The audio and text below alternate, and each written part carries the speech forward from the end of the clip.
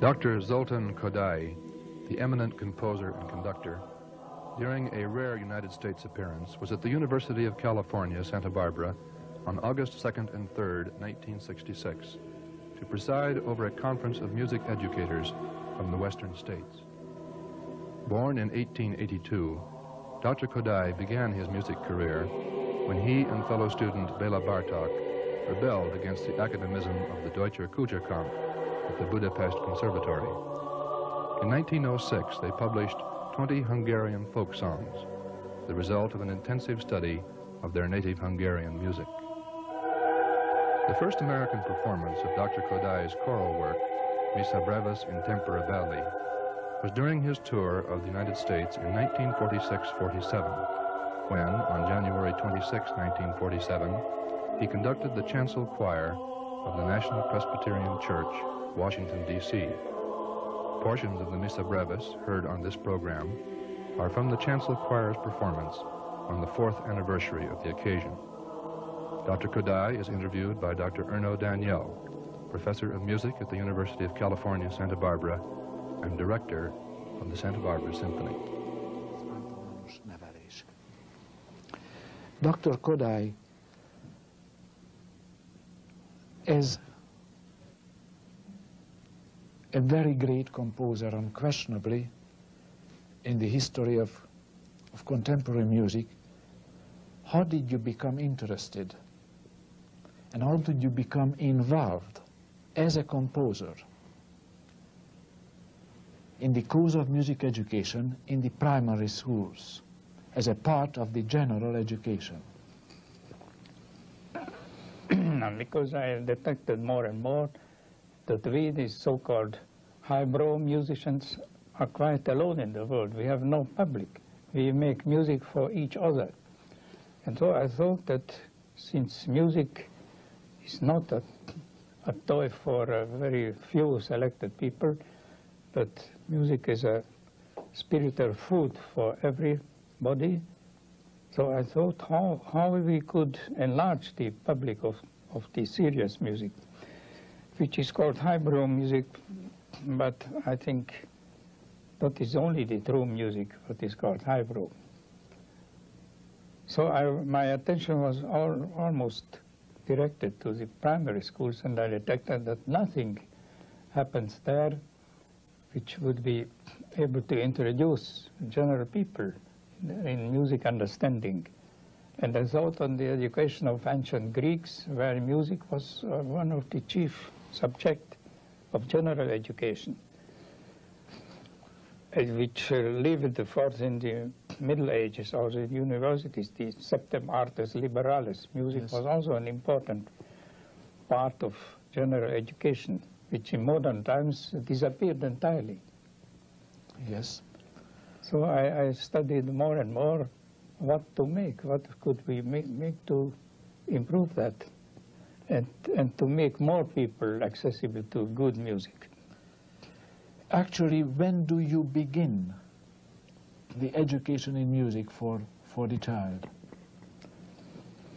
This question was posed me some 20 years ago in Paris in a UNESCO conference. Then I answered the music education of the child should begin 9 months before his birth. Well, that's early enough. But now, a few months ago, was again a conference in Paris. Then I changed my opinion, and today I mean it should be begin 9 months before the birth of the mother. What material do you feel that is the best for introducing the child to music? Now we must begin with the material what the child has already in itself. Each child has learned in his family surrounding or kindergarten some little melodies. And what is more important, each child likes to improvise melodies from himself. Sometimes very primitive and very simple melodies, almost repeating short phrases several times and so on. the teacher must grasp this material and to try to develop it slowly in broader forms. But what we can call the mother tongue of a child, it is built from these fragments of music and melodies, what he hears and what he incorporated in himself and partly composed from himself, because each child is composing. Yes. Also, this must be ordered, and to start from this and broaden it slowly in bigger forms, and then this very precautiously with new material which is conform to it, and so slowly in many years every child can be conducted as far to be able to understand even Beethoven's music. Yes. You have, we know that you have written, and under your guidance, books have been written for each grade of the school instruction. Yes, now I'm surprised to find that there is general interest for that in foreign countries, because my mind was nothing else as to improve in Hungary the situation. So it was made expressly for Hungarian surroundings, and if the system would be adopted in foreign countries, each country must add his own special motivic and musical background, Yes. which can anyway combine it with it. The chief thing is a very slow but consequent progress, Yes. beginning with the most simple features, and surprisingly quickly they arrived to a 2 or 3 part singing children, because a feeling of harmony is developed very quickly if somebody takes the trouble to deal with. The chief hindrance is that the general schools give too few time for that. Too little time, yes. What would be your, what is your idea? How much time the school should spend with music instruction in the general curriculum? Since the school had to develop homogeneous and balanced men and not specialists, I mean not that a special music teaching should be introduced in general schools, but as many as a complete man needs. A complete man without music does not exist. For me, a man without music is incomplete. Yes. So we introduced, just with a hard fight with the pedagogic administration, in about 100 schools, a daily singing lesson. It means not a whole hour, 50 minutes or so, but a little music every day. That is important for the child, as well as he had to eat every day, because you cannot nourish well a child if you give him only once a week something to eat. So also music must be eaten every day a little bit. Yes. And is this everyday portion of an allotted time, or does this portion of time remain the same in higher grades, or it's going to be longer and more? Let's say in the first grade, if the child receives every day. Every day, 20, 30 minutes. And how would that work in the second, third, fourth grade, in successive grades? Later, with a growing child, it can be a little longer, a regular 40 or 50-minute lesson, and then choral rehearsals, because the grown-up children from 10th year on are singing in chorus, and yes, and with that they learn many good literature from older time and newer time. And I would emphasize that it's not meant to make from them professional musicians, just to complete men. The professional teaching must be in the beginning exactly the same, because no professional musician can be built from nothing. He must have also he must sing before, because so many great pianists declared that nobody should play piano if she cannot sing. There is even one, the famous rival of Liszt.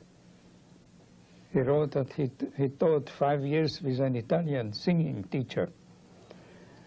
The professional music begins chiefly with instrument playing.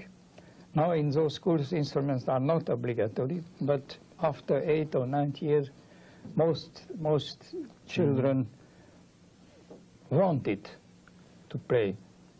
And then in a few years, it will be seen which one would be able to be a professional musician, because this manual ability are very different, and the professional musician should go out from the same background.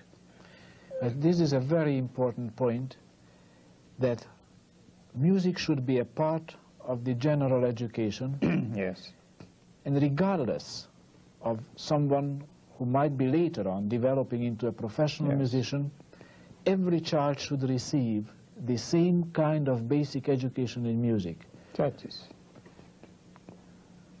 Then when do you think that the professional education in music and the general education in music do separate? In what age in general?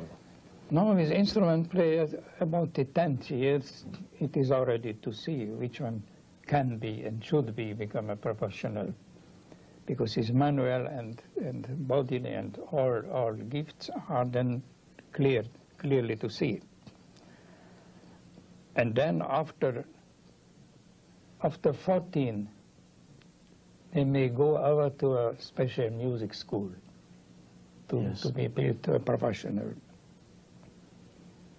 But as to 14, I mean, everybody should be on the same level in music. Yes. Now, what material do you use or you advocate using? And for the beginning is the best that natural singing of the child, what he learned from his surrounding, and what he added from his own improvising and composing ability. The next step would be the folk songs. Each country has its own folk songs, which are gives a very rich material to the most different moods and styles. Later on, if the native folk song is exhausted, can be gone over to folk songs of other peoples. Of other countries. Other countries. First the neighbor countries, and later on also far distant countries, because as many great musicians said already, the best mean to know people is his folk song. And then gradually the big music is introduced. Many easy pieces of Haydn and Mozart are very much accessible to every child without a special musical training. The big classics, the great classics, are always fairly related to the folk song of their own country. So Haydn to Austrian. Yes. Beethoven to German. Yes. And so from the folk song background, the jump is very easy to the great classical music. Whereas the so-called light music gives never a transition to the big classic music. That It is entirely separated. Yes. They never together in the same channel. The Greek classic is a natural continuation of folk song.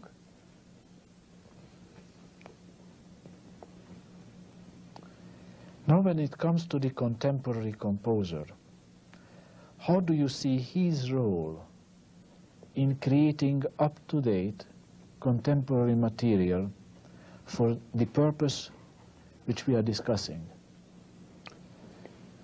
Now he must, at first he must adapt himself to the language of the children. To speak to children, you must know their language.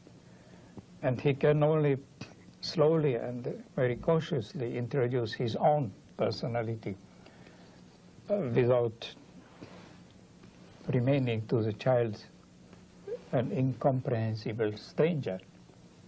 Yes. He must first speak the language of the children, and slowly he can taught them his own language later. But anyway, contemporary music can follow only after the great classics, not Yes. before, as some people means. To let out entirely the great classics and to begin with contemporary music is quite a foolish idea. The natural development must be followed also in this.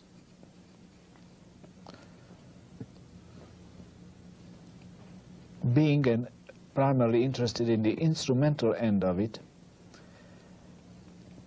for instance, Bartók's Microcosmos for the instrumental beginner. Now he has very many different styles in the microcosmos that use exclusively the microcosmos. Is the danger that the child can no more understand Haydn and Mozart. Yes. I think microcosmos must go later, or at least parallel with the other music, yes. Anyway, microcosmos is very good to know other people's style, because there are always a lot of foreign people's style, Yes. consciously imitated and introduced. But then also it's better to take the original means. Since the child, as it a commonplace, must go over the development of the race. So for the child, the best is the style and motive of very primitive people. Lastly, I found a collection of I know songs, and I will make from them a little series of two-part songs for the very beginners, because I see that these I know motives from the Pentateuch, or even only with 3 or 4 notes melodic, they are just the style that suits the best the child of every country, because man is finally a unique type, and the many national difference makes no, how to say, in spite of national differences, there is a unity in man, yes, always. Basically the same. Basically the same. And so that, especially in the beginning, every child is a primitive man, so to say. Yes. And the primitive music is the best for them. And slowly they can develop to his national specialty, and later on to know the national specialties of other nations.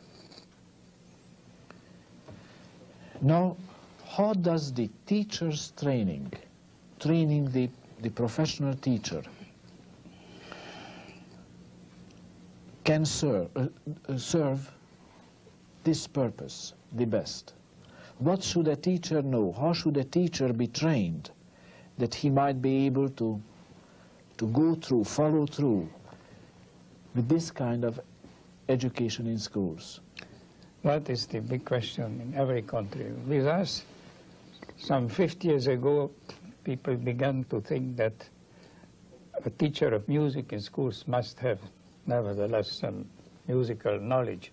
And we introduced in our Academy of Music a course of 6 months for people they already worked in schools but had very different musical knowledges. During the last 50 years, these 6 months are grown up to 5 years. We give now to the would-be teachers a course of 5 years after they had already a musical instruction for at least 10 years. With 18 years they can enter in this course, which gives them a diploma of equal rank of a violinist or pianist or whatever instrument. They must be good musicians. They must have an overlook of all the classical and modern music, and besides they must know the technique and the psychology of how to manage children and so on. That is the crucial question in every country to teach. I heard also in America it is a big gap between seriously built musicians and the teachers in schools. The former are looking despising to the others, which are perhaps very mediocre musicians, but they should be brought up to a higher degree to have, as nobody would allow to teach mathematics in primary schools to a bad mathematician. He cannot good reckon. So it should not be allowed to teach music somebody he is not a thoroughly built musician. As I understand then you believe very much that even in the primary grades, the very first grade, already a specialized music teacher should teach music. Yes, that would be the ideal situation, but I understand very well that it's, at the time being, it is not to reach, but we must strive for it. Yes.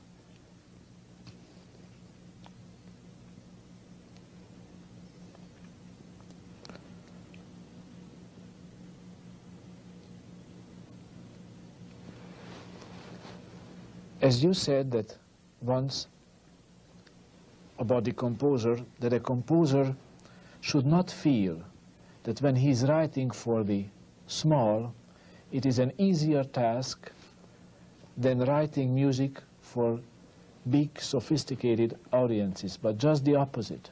Certainly, because he's writing for adult people or for. By the way, it is also a question with very few composers did ask themselves, for whom I am writing? Because most composers are writing for themselves or for a few friends, musicians. If you will write for the child, you must learn before the language of the child.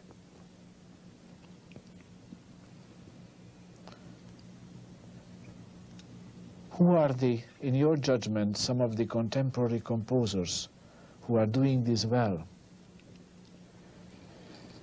It's hard to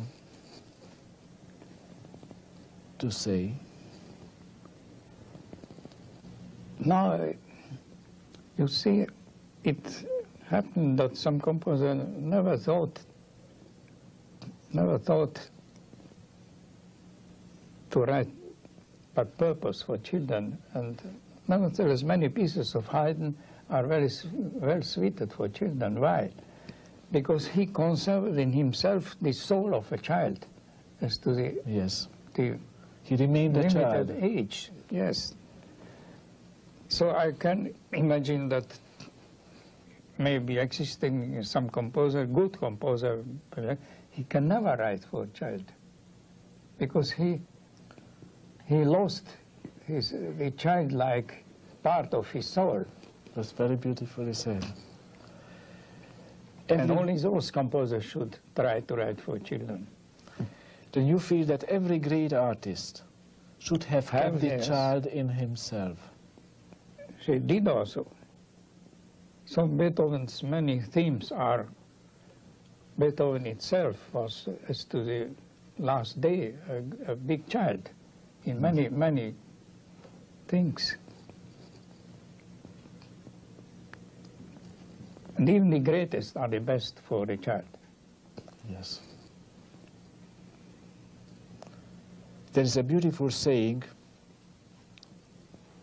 the Scotchman Fletcher said, as we talked about it yesterday, that let me write the songs of a nation, and I do not care who makes its laws. Yes.